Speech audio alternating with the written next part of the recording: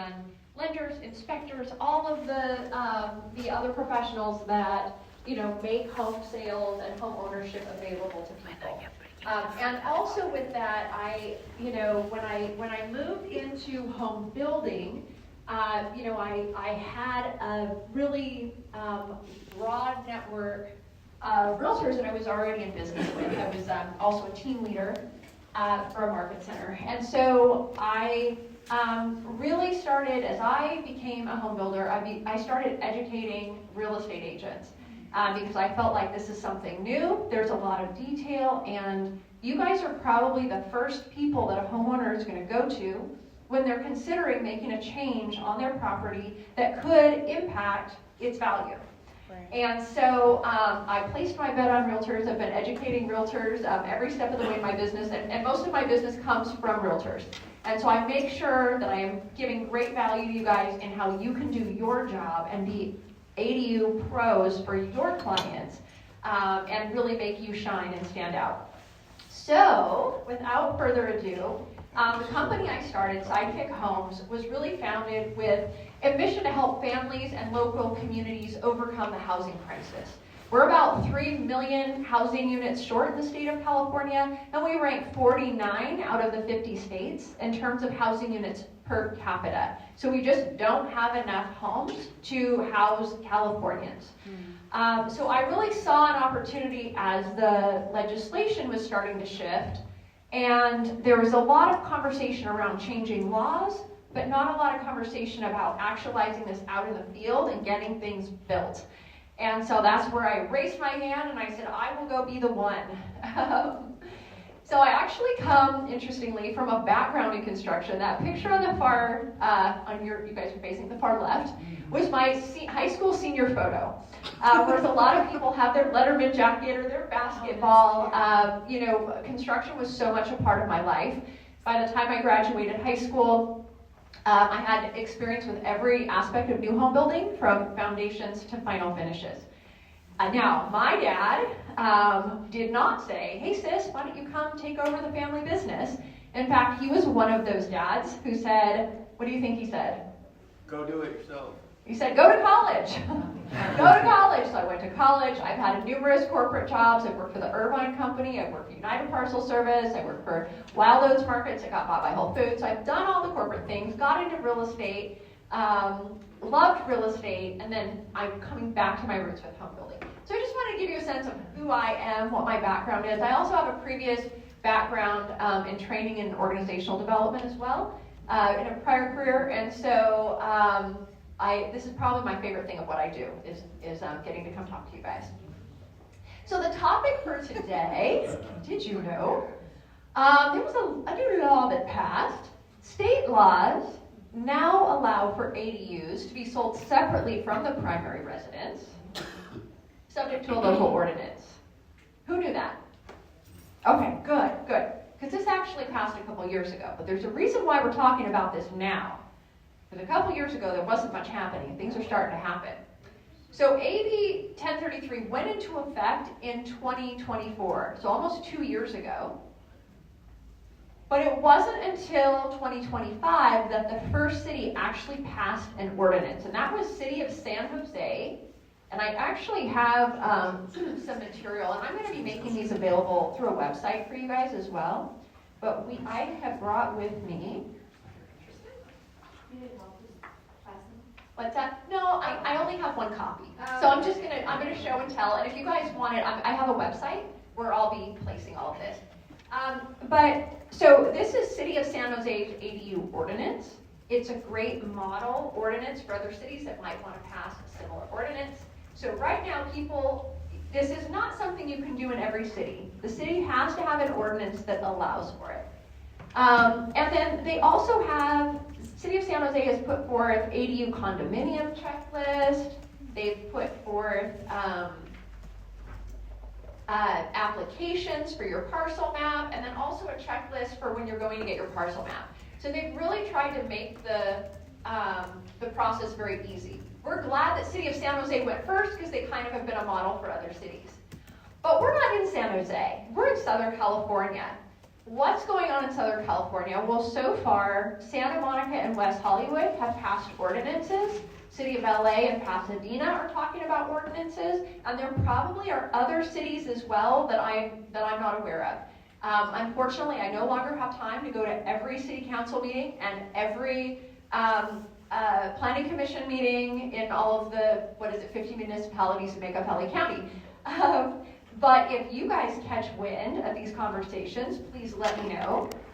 Because I'm also, within the Casita Coalition, I'm part of the ADUs as Starter Homes Coalition. So we're out trying to educate and help craft some of this legislation. All right, so what is AB 1033 and what does it actually do? Basically what it did, first of all, was it eliminated a preventative measure. So there previously was a prohibition that ADUs could not be sold separately from the single family home. So basically what AB 1033 did is it removed the prohibition and it provided guidelines for local jurisdictions that may want to create an ordinance. And it says local jurisdictions, if you create an ordinance and you allow for it, there are certain allowances that need to be made, and here's what they are. So there was some structure, some loose structure that was provided. All right, most of the law that was passed is already based in California law. So it's already based in California law as it relates to condos and homeowners associations, and it's also based in California law as it relates to doing the plat mapping. So this is not something that's a whole new animal where there's no basis in the law. It's just taking a certain specific type of housing, accessory dwelling unit, and creating an allowance for it to be considered a condo under existing law. So when I get this question, what would the process be? Let's say your city has an ordinance in place, and you guys, I really believe that in the next few years, a lot more cities are gonna join onto this. And some of the reasons that I think that, I've got some really great resources here. So are you saying if they don't have an ordinance now that we cannot get that in that city? City of Santa Monica does. City of West Hollywood does. So all these other cities? City of LA is working on it. Pasadena is working on it. I have a feeling the conversations are being had in multiple other cities. Yeah, and these are things to keep an eye on. If you go to your city council meetings, which I really recommend that you do, or your planning commission meetings, these are likely conversations that are coming up. There are also conversations you could have. We have, one of the resources that I have here is a letter that you could actually send to your local council member if it's something that you want to introduce. Or if you're like, I don't really know about this. I don't know if this could create some challenges or dangers in my, for me as a realtor in my community. You may want to go be part of how an ordinance gets crafted, right? So that it's crafted in such a way that it's going to actually work for families and not create problems. So that's what I definitely encourage, because this is we are going to be seeing this rolling. I mean, especially when you have some of these major key cities that are passing the legislation. Not only that, but I think the Casita Coalition is pushing on eventually having some type of statewide law. So I think it kind of behooves cities to get out in front of it and craft their ordinances the way they want them to be, before waiting for the state to come and just kind of steamroll over the cities, which I know the cities never appreciate, and I don't blame them. Is there a time frame where it might be passed in Los Angeles? I'm guessing within the next year. Mm-hmm. Okay. Yeah, I'm guessing within the next year. So right now, they've tasked the group with actually putting a draft ordinance together. Mm-hmm. My guess, based on how I've seen City of LA deal, for example, like with the ADU laws and whatnot, they're probably going to take the draft that there's a template another handout. All of these are going to be made available. There's a special website we're making just for realtors where these are all going to be located.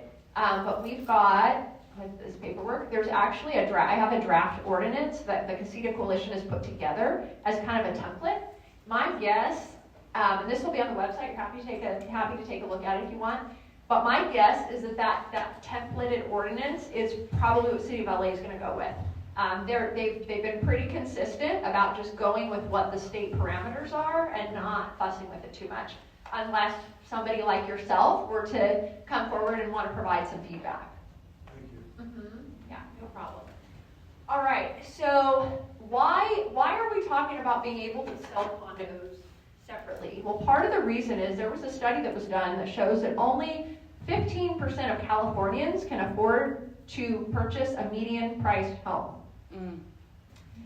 And as I'm sure many of you have experienced, most people are not able to purchase a home in the neighborhood where they grew up. And so one of the things that being able to sell these ADUs separately does is it creates a class of starter homes that people can purchase. And it gives people that opportunity to be a homeowner, to be able to start building equity, and to have that tax write-off on their income taxes, which is huge. That does a lot for starting the process of creating wealth in your adult life. So even if it's a small home, even if it's on someone else's property, even if it's a condo, that's better than renting, right? All right, so what would the process be? The process, and this is a handout that also is going to be on the website link that we're creating for you guys. So what the process would be, if you're a homeowner, let's say you're a homeowner, and you have an ADU in your property, and you want to condoize the ADU, there's the first portion. So the first portion, if you don't have the ADU built, obviously you probably get some type of financing, unless you have all cash, which is not very many people. You're going to get your financing to get the ADU built. Then what you're going to do is you're going to start going through the process to convert the ADU and the primary residence into a little mini HOA. You will likely need bridge financing.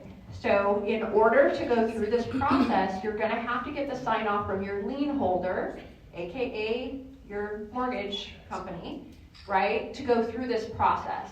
And right now, most of them are going to tell you no, not because it's not a good investment, but because they don't have anywhere on their secondary market to sell this type of loan yet.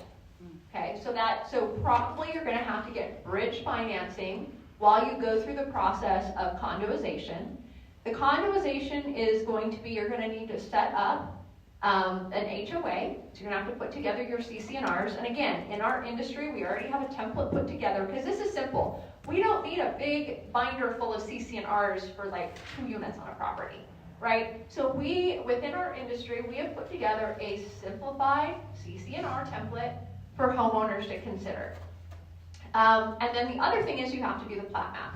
Then, once it's done being built, the homeowner may sell 1 unit and then take the proceeds to either pay down or pay off the mortgage. They may be living there rent-free, or they may go get a small mortgage to cover whatever little bit they have remaining that they're going to owe on the property to pay off the bridge loan. If you're a developer, the process is just a little bit different in terms of financing. You're probably going to get if you buy a property, you're going to probably get a hard money loan to fix up the main house and build an ADU, right? And then you're going to go through the same process of creating the HOA with the CC&Rs, getting the plat map filed, right? And then once that's complete, you'll be able to sell those as condos. And whoever purchases them is going to come in with their new mortgage. As far as I can see, this is a win-win-win-win for everybody. This creates more houses for you guys to sell. It creates more loan opportunities for our lenders. It creates more home insurance policies, more home warranty policies. You know, this is good for our industry, good for your industry, and it's also really great for these first-time home buyers who are going to have an opportunity to own. So let's look at some case studies. Oh, did you have a question?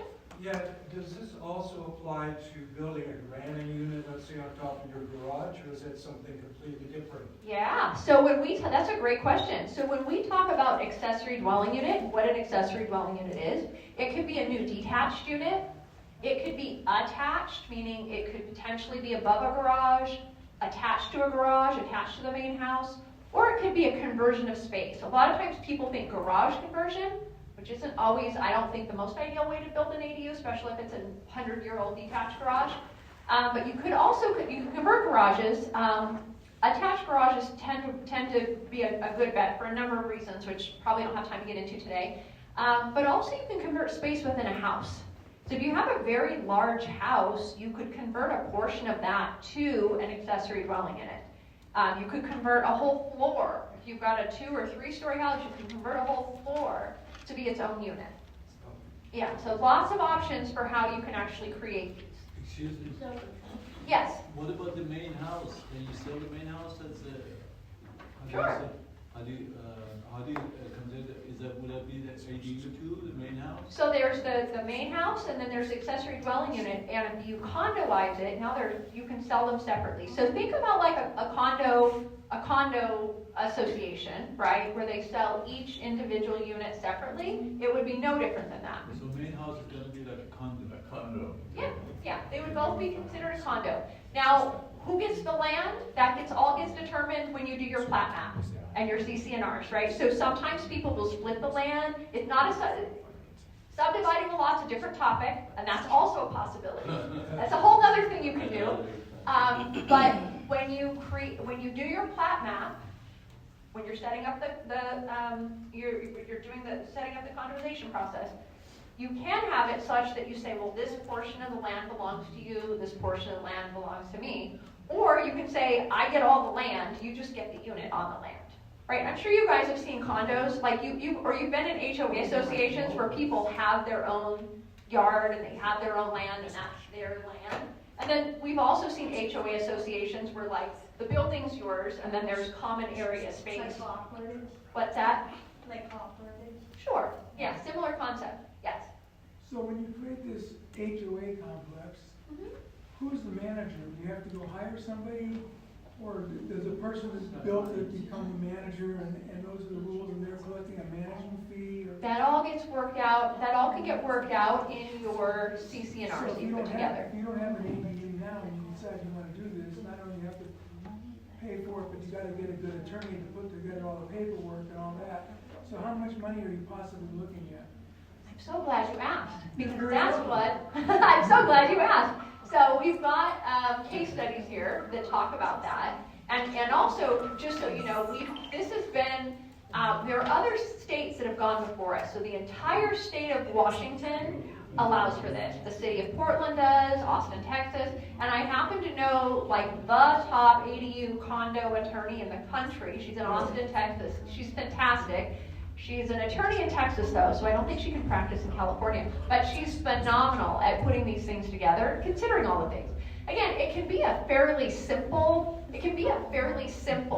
CCNR. Just depends on what you're sharing. That's really it. You know, are all your utilities separate? That's going to make things a lot easier. Then everyone's paying their own bill. If your utilities aren't separate, then you're right. Somebody has to manage receiving utility bills and parceling them out and those kinds of And things. if you have a pool that makes it more complicated, because who's paying for the pool? If the pool is shared, yeah, if the pool is a shared amenity, you're right. Unless one person says, no, the pool's mine, you just have your unit over here. So, yeah, there's infinite possibilities. We had a question back here. Yes. So this will create separate parking taxes, right? Yes. And then how are you going to pay the capital gains? Because it was part of your primary residence as far as private taxes later. How are you going to pay the capital gains? How are you going to pay the gain part? I am not a tax expert. Do we have a tax expert in the room? Anybody a tax expert? Any tax experts? Well, that's if you I'm not a sell tax a expert. property. Well, no, I mean, you're saying if you sell, or you live there and you sell. And you sell a portion of the It's property. part of your primary residence. You know what? I'm gonna take this. This is a really great question. You know what I'm gonna do? I am gonna take this question back. Let me write this down. And I'm guessing that you're kind of getting as well to your property tax basis.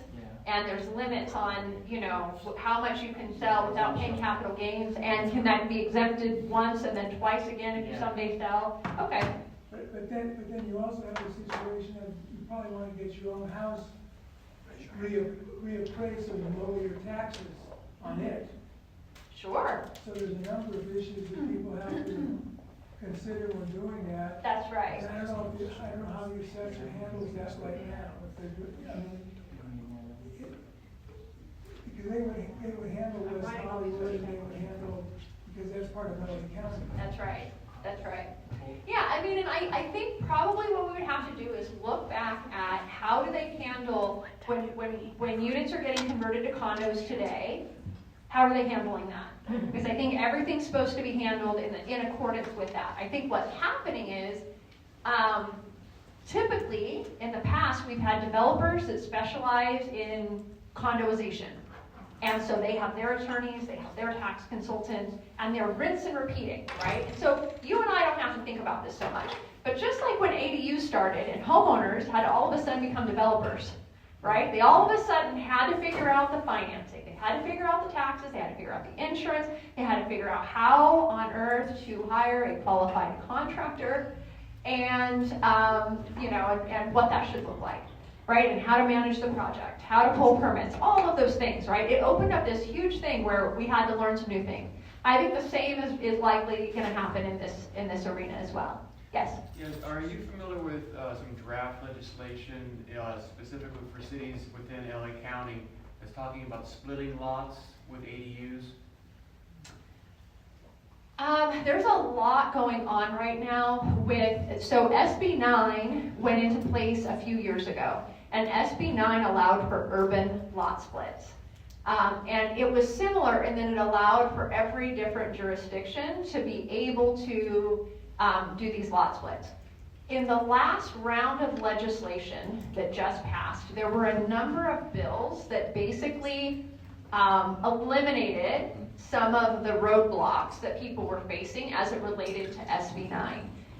So there's a lot happening right now in that arena, and so I kind of have a quarterly theme when I go around and speak with my realtor communities, and next quarter, so first quarter of the year, we're specifically going to be talking about the legislative changes in this last legislative cycle that are going into effect in January, which relates a lot to urban lot splits. So I have a client in the North Valley that has a very large lot, and it's perfect for splitting, and he's got enough space to put 2, possibly 3, he's talking to a contractor right now, Cool. 3 ADUs, and it's like, if he could at least split that into at least 2 lots, where the 3 ADUs are on their own lot. But Yeah. he says right now, his lawyer's telling him you can't do it. Okay, I'd be happy to talk to him. So I am a builder. I have a design build company, but more than that, I really have a good grasp of ADU law. And can probably give good advice on how many can be built. Before he spends a lot of money working with a designer or anything like that, it's always good to start with feasibility. But I would be happy to talk to your client and talk about, what are the best options, and sometimes it is a lot split scenario, right? Like split it and just sell it separately, and that way you don't have the issues to deal with as it relates to ADU, or as it relates to an HOA. How did you, I have a half acre in Chatsworth and I'm thinking about ADUs and splitting and all that. How does the existing lender look at it if you go and you split your lot, then you build something, let's say you build it, split it, and then sell off a portion of your lot where they thought that when they made you the loan, they were making a loan on your half acre, and now you only have, I'm just giving an example. See, and that's 2/3 where they're gonna have to sign off, and they're probably not gonna sign off on it. And so that's where you're gonna have to probably get bridge financing. Now, you won't have to get bridge financing to build, but you will likely have to get bridge financing or do a refinance, like if you were to split that lot, that you would then have to go and get a new loan on. Okay. Yeah, because it's not the same, it's not what they lent on to begin with. Right. Yes, in the back.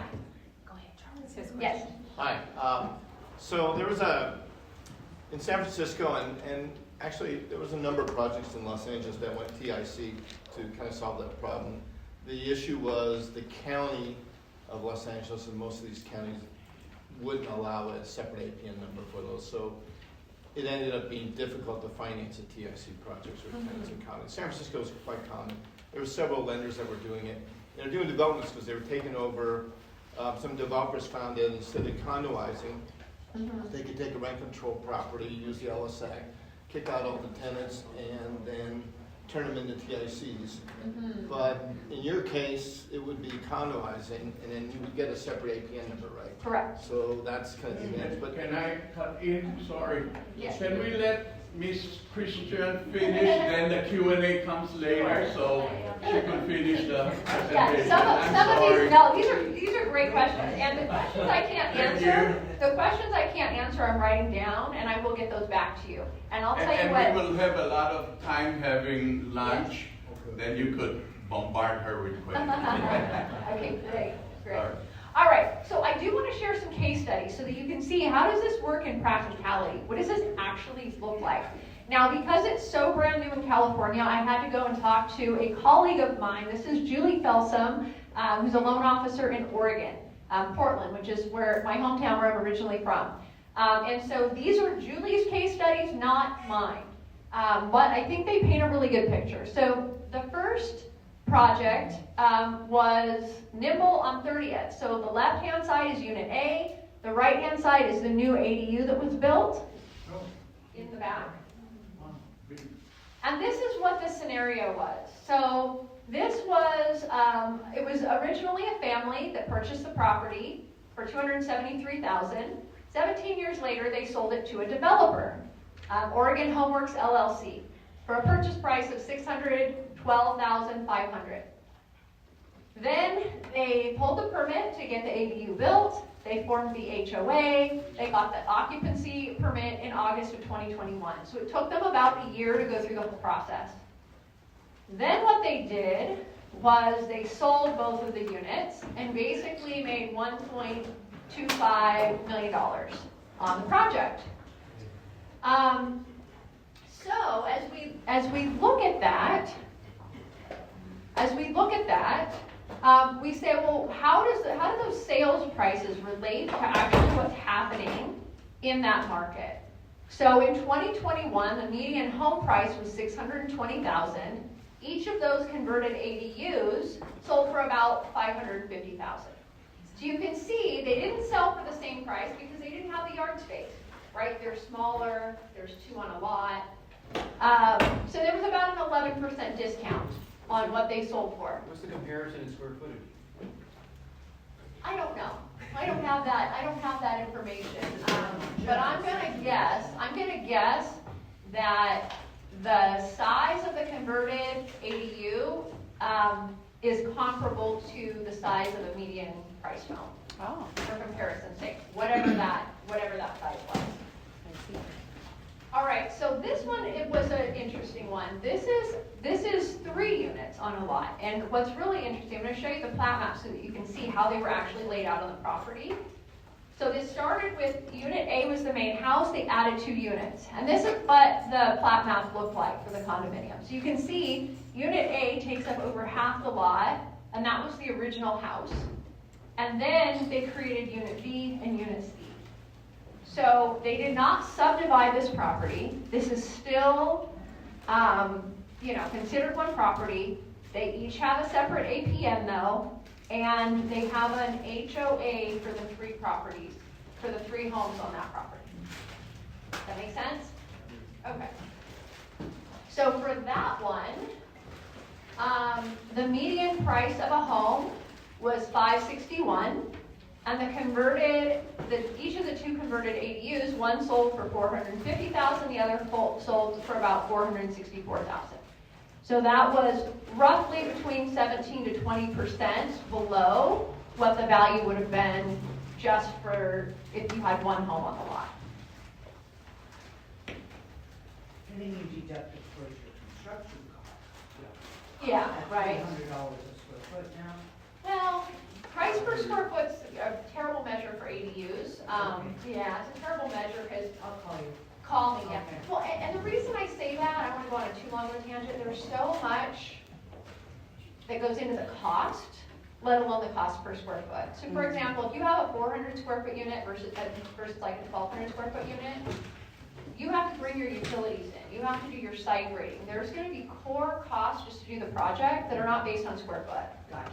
And so, for example, if you have a lower square footage home, it's going to be a higher cost per square foot than if you have a larger home, the cost, if you wanted to take. So people always want to start with cost per square foot, and I'm like, let's start with cost, and then we can break it down to what the per square foot is. But the site costs are a huge variable, and then the finished material. Those are two areas where there's going to be huge variation. And then structural costs, depending on how complicated you're wanting to build, or if we're on a hillside or something like that, obviously your structural costs will be quite a bit more. There's a lot that goes into cost, and that's a whole other class. I could come to a class for you guys on how to be an ADU pro for your clients, but where we talk about those types of things, like what goes into the cost of a project.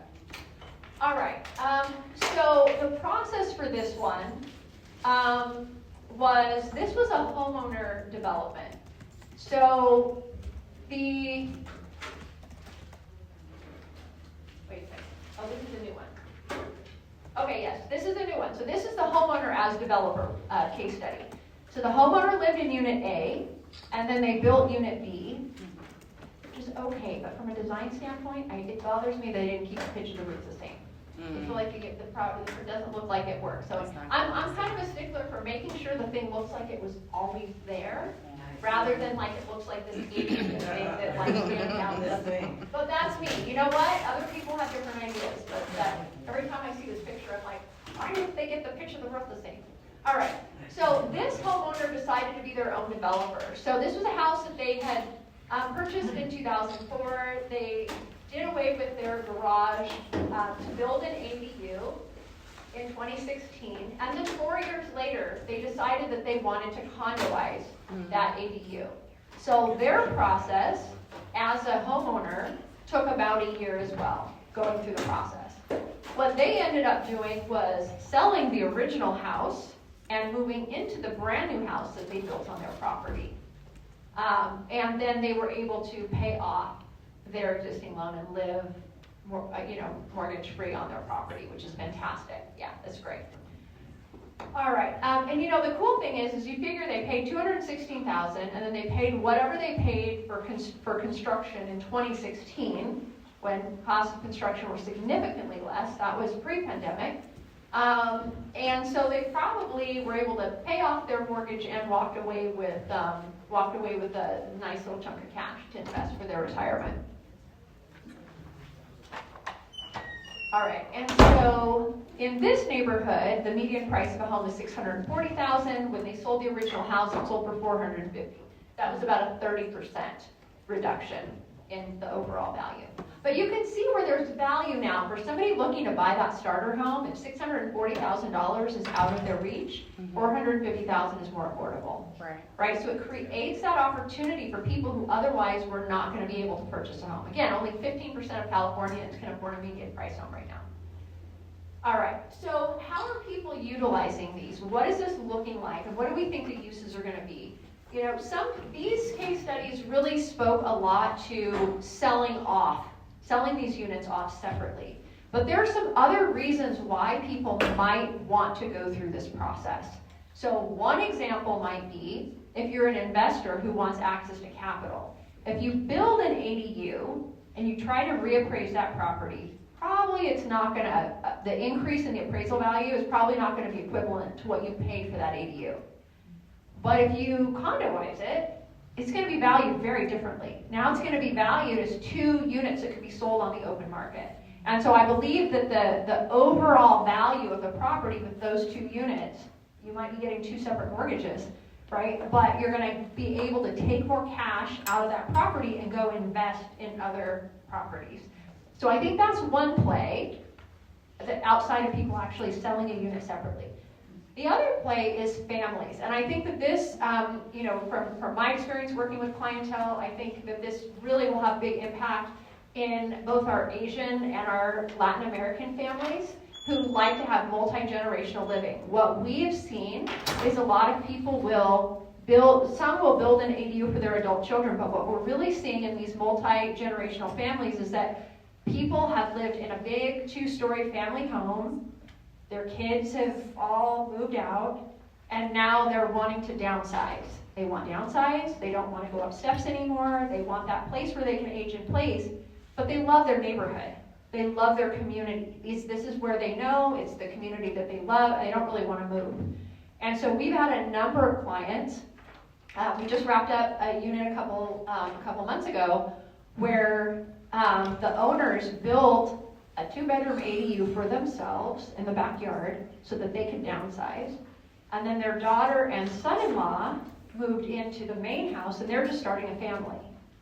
And they're in an area that's a good school district, and they want the kids to be able to get into the good school district, but there's no way their kids were going to be able to afford to live in this neighborhood, right? Where now they get to come back into the home. They also have another daughter.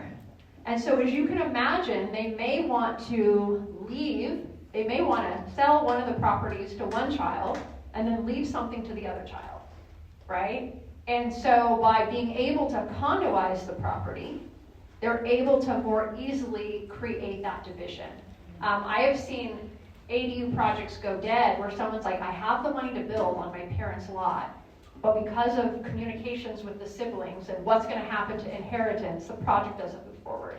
And so I see this as a way to kind of structure and simplify that if people can have their own ownership to their own unit on a parent's property. So those are some of the other case studies, I would say, other than the developer mindset of go in, build units, and sell them. I think there are other ways that families benefit and that people are able to stay with families, stay in communities that they love by utilizing this tool. All right, common questions that we get. One common question that we get is like, is there a precedent? Oh my gosh, what's going to happen? This is new uncharted territory. And I just like to assure everyone, first of all, this is based in already existing California law. We've just added a new product type that can be included as ADUs. And also, ADUs are already being condoized in other places, such as Austin, Texas, Portland, Oregon, Seattle, Washington.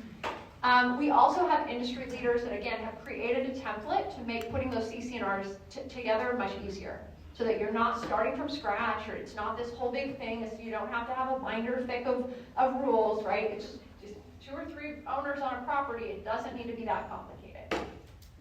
All right, those are my tools. So how could you guys continue to get educated and involved? So somebody asked me, didn't this bill pass a couple years ago? Why are we just talking about it now? Well, because we're now starting to get traction with ordinances actually passing and these units actually being built. I just saw a picture on LinkedIn yesterday of the very first unit that got built in city of San Jose. So they're already doing a condomization project in city of San Jose. So it's already happening, it's underway, and I think now you guys really need to be aware of it, because there's gonna start to be a buzz as more people do it, and you're gonna be getting questions from your clients. All of these pictures, by the way, are actually my ADUs. They're not just like random pictures around. This is one that we did off of Sunset near Bel Air, and it was we did a carriage house above the existing 3-car garage. And what you don't see on the back side of this is a very steep cliff that goes down to the bottom part of the property. There's a big pool. So this project was a really big undertaking structurally. There's a lot going on there.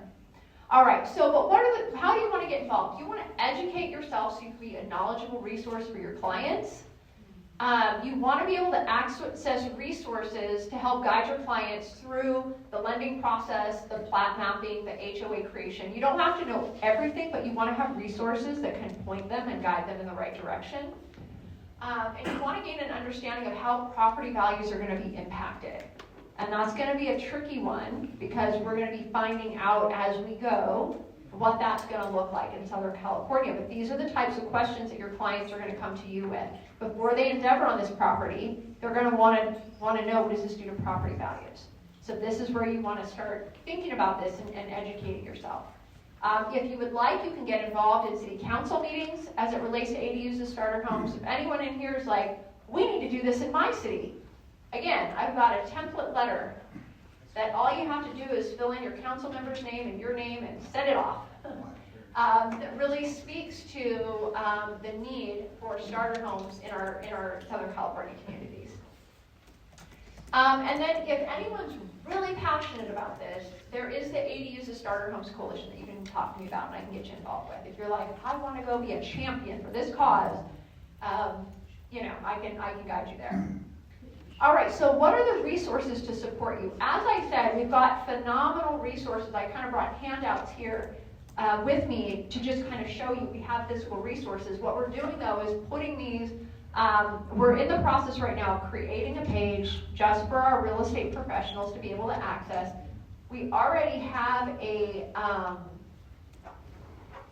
and these are the things that we're wanting to put on that page, is the ADU starter homes info sheet, the finance and process chart infographic that I had up here on my slides, the simple HOA template, the CC&R template that they can put together, and then the 1033 guidance memo that provides instructions for how a city or a county might adopt an ordinance. So all of those things are going to go on the website. We currently have another page, which is where we've been putting most of our things for realtors, and it's our realtors only page, and you will be asked to enter your DRE number because we're really serious about this being for our real estate professionals. We provide other information to homeowners, but we provide kind of higher level information for you guys so that you can be a resource for your homeowner clients. There's some really great things here. There's the accessory dwelling unit handbook, which is being written as we speak into multiple languages.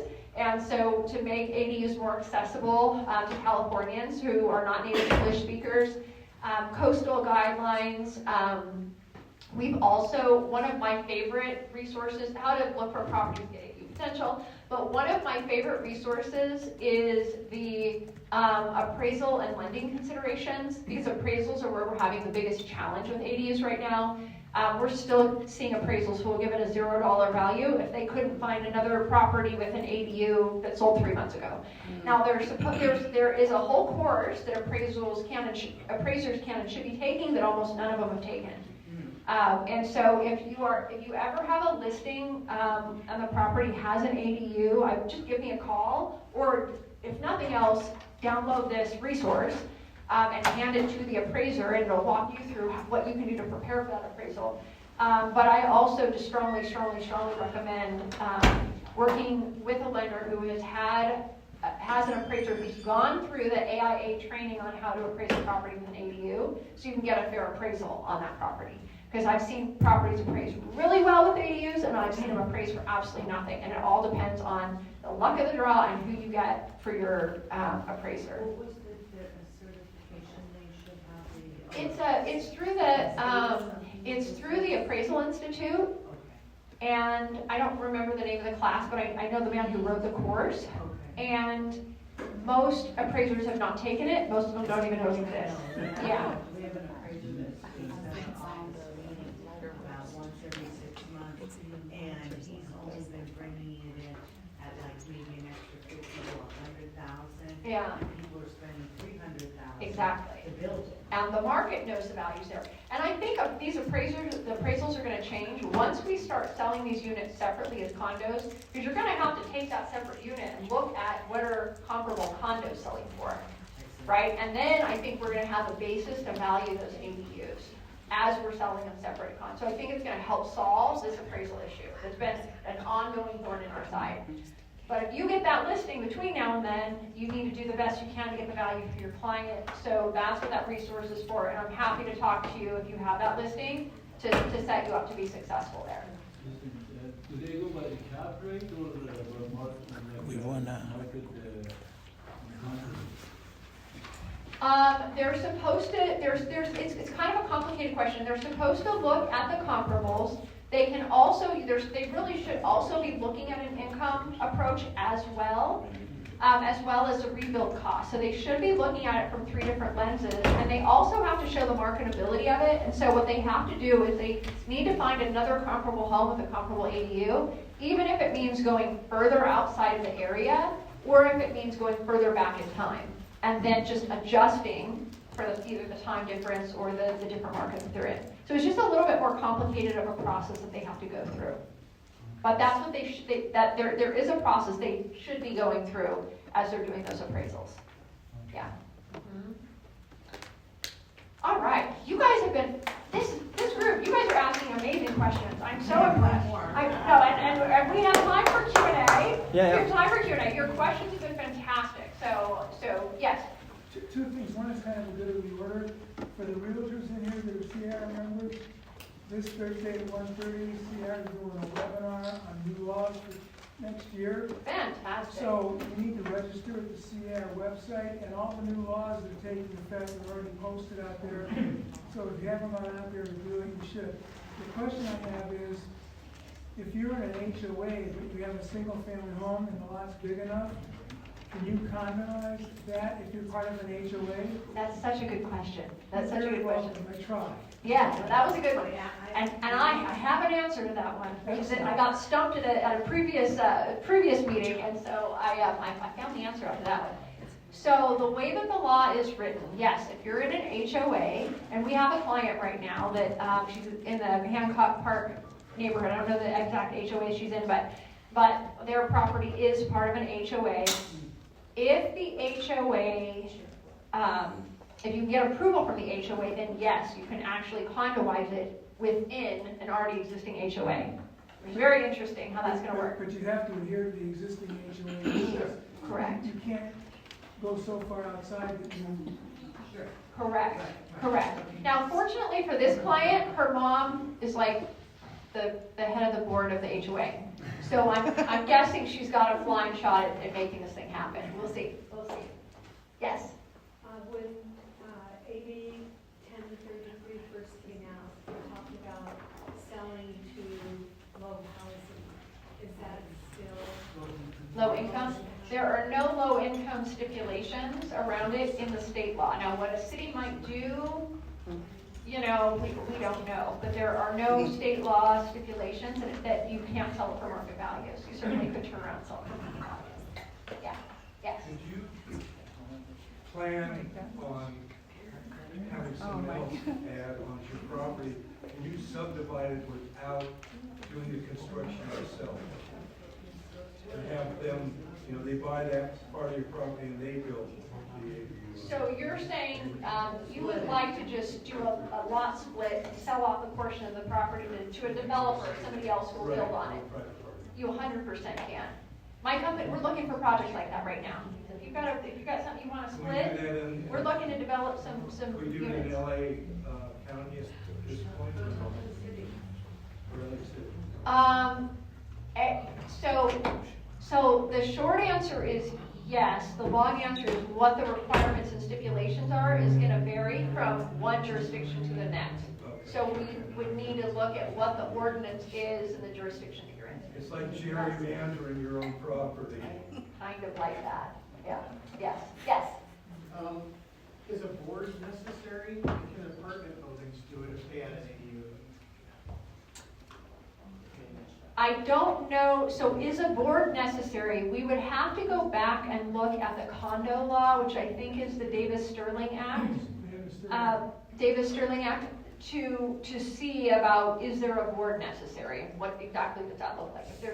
I know that if it's a 2-member, I know you don't have to have meetings. You don't have, you don't have to have all of those requirements. This can be a really, really basic, especially if you can divide off who's going to have what portion of the land, and if the utilities are separate and there's no shared driveways or roofs or buildings or anything like that, the more separate things are, the less need there really is to have any ongoing entanglement with each other. Yeah, if they share a roof, if they share utilities, all of those things now create this need to have somebody oversee an HOA, right? What about apartments? Oh, you asked about apartments. So apartments, I think, already are able to be condoized, and so adding an ADU to it, I see no reason why you would also be able to condoize it. I can get that question clarified.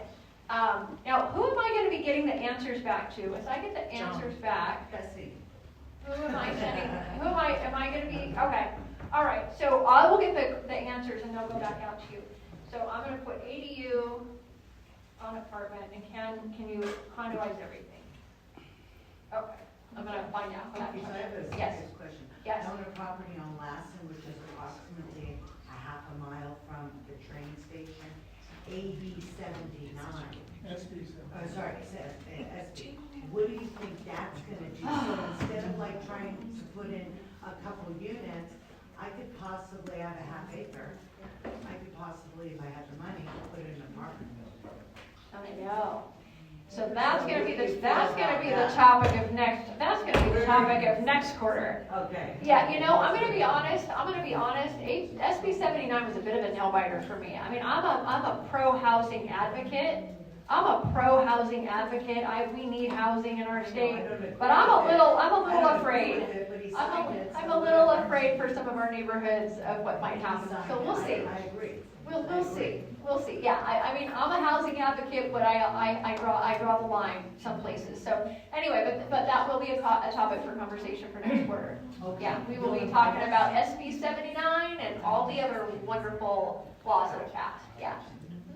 In the scenario with Unit A and Unit B, you're having a hard time getting lending, or you have to have your lender sign off from Unit A. But is Unit B having trouble finding financing? This is a really great question. So when you go through the process, when you're in the process to create the condo, part of the process is that any lien holder on the property has to sign off on it. And probably the mortgage lender will not sign off, which means that you would have to get a bridge loan, right? Your current mortgage. To build it. Even after it's built. Let's say it's built and you just want to condoize it. Okay. As you're going through that process, you're going to hit a point where you're going to need the lien holder to sign off. Okay. And most loans, just because of how they're structured and because they've been sold on it, if it hasn't been sold on the secondary market, you've got a great shot, but almost all loans these days are packaged and sold off. Right. So once it's sold to the secondary market, they can't go in and make those changes. So probably you're going to have to refinance that loan and get a bridge loan, even if the construction's already complete, just so that you can complete the condoization. Okay. And then when you sell this unit separate, let's say you sell unit A, but you want to live in unit B, then you get a regular mortgage again. See what I'm saying? You had to get a bridge loan just to make the deal work. You had to get bridge financing. The person buying it. They'll just get a mortgage. Yep. That part is no problem financing? Yep, no problem. No problem. Yeah, they will not, they'll just like buying any other condo. Okay. If somebody currently has a reverse mortgage, and they want to do that, don't they have other issues? Or that there's one of the other options they have? Because the lien holder is a lender and FHA. Exactly. And FHA is not going to allow for that right now. But if they don't have a reverse mortgage, actually help them get the first one, then deal with the questions afterwards. Okay. So that gives them money to consider. Okay. Everything for the building. Okay, so there's options. So our lenders have options. And you know, this is going to be a learning curve for everybody, right? It's going to be a learning curve for our lenders. There are lenders, like I showed you my friend Julie. She's already doing these, right? So if there are lenders in the room, I would say get in touch with Julie. Let her know that Florentine said that you should connect with her to understand how she's managing the loan side of these projects. Learning curves can be very difficult. What's that? Learning curves can be very difficult. They can be difficult. Yeah, but if you've got a good lender, and if these become popular, they're going to figure it out right away. You know, especially, think about it. The lender's going to be able to help you with the bridge loan, and then there's potentially 2 mortgages that are going to come out of that. So I don't know what lender wouldn't be excited to want to try and help figure this puzzle out. Yes? Yes.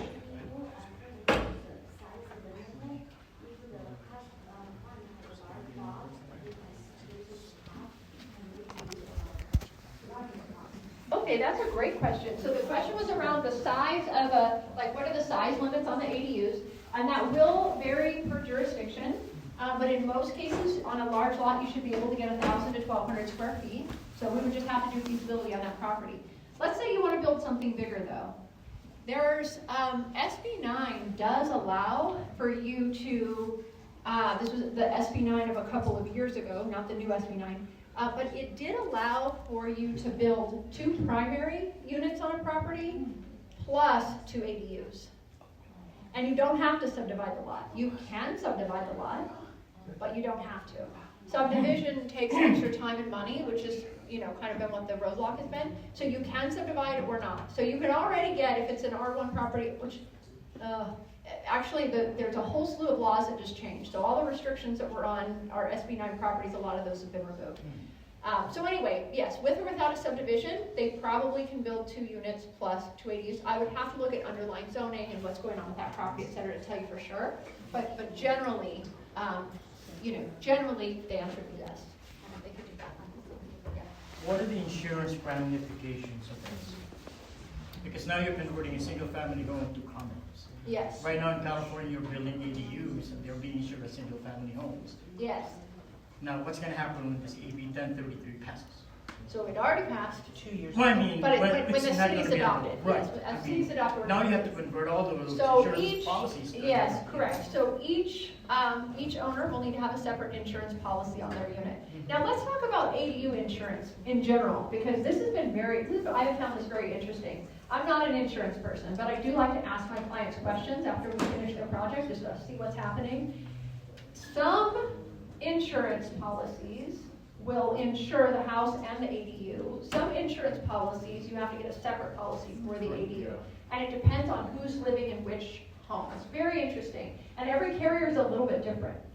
One thing I will say though is make sure you get the ADU insured, because I mean, we're dealing with people in Altadena right now, where we're up there, working on some of these fire rebuilds, and people had brand new ADUs and no one told them that they needed to get homeowners insurance on it. Right, so brand new builds and now burnt down and it wasn't covered under the insurance. I know, it's terrible. So we always, as part of our kind of wrapping up final package to our clients, we're always telling them to get the home insured so that that doesn't happen. Now, I will also say a lot of the underwriting departments these days seem like they're kind of outsourced overseas with people that maybe don't understand our construction process. So we did have a client who, her policy was going to renew. It was like, let's say it was like February, and her policy was going to renew in May. And they sent her a letter saying, we're not going to renew your policy because you have a structure in the backyard that we don't know anything about and it's not insured. Well, it was under construction. Interesting. So she went back and said, well, it's under construction. I'm happy to insure it. What do I need to do? And they said, well, we need a certificate of occupancy. But we weren't going to get the certificate of occupancy until like July or August, after her policy would lapse. Now, to me, this makes common sense that, like, if you're not going to insure it until there's a certificate of occupancy, which I think there's got to be a way to insure this while it's a construction project. Like, you've got to have a way. It's got to be a COC, course of construction insurance. Okay. When you build it. Okay.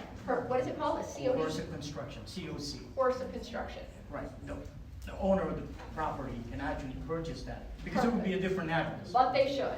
They should, absolutely. Yes, while it's under construction, Exactly. and then when the construction's And then done. convert it to whatever, either occupancy is owner occupied or tenant occupied. Exactly. But keep That's it a good insured. point. Please keep it insured. That's very, very, very important. Anyway, bottom line is when we were dealing with the underwriter couldn't make sense of the fact that we can't get the certificate of occupancy until construction is done, but yet they wanted to get it insured before it lapsed. I mean, it was this whole thing, and it was very challenging. I had to escalate it 3 times to talk to somebody that understands construction, certificate of occupancy, when that gets issued, and the time issue. And so just be wary of that. You probably are going to talk to underwriting departments, and you might have to go several high if it can't click. But I just got on the phone for our clients and just helped them get through that process. So, or talk to a good insurance agent that can help with that process, right? Yes. All right, fantastic. Yes? I would like to ask the audience, would you like to have a follow-up on insurance Yes. on ADU? We have a meeting next week at Toll Brothers. Maybe we can ask about. We're going to have a follow-up.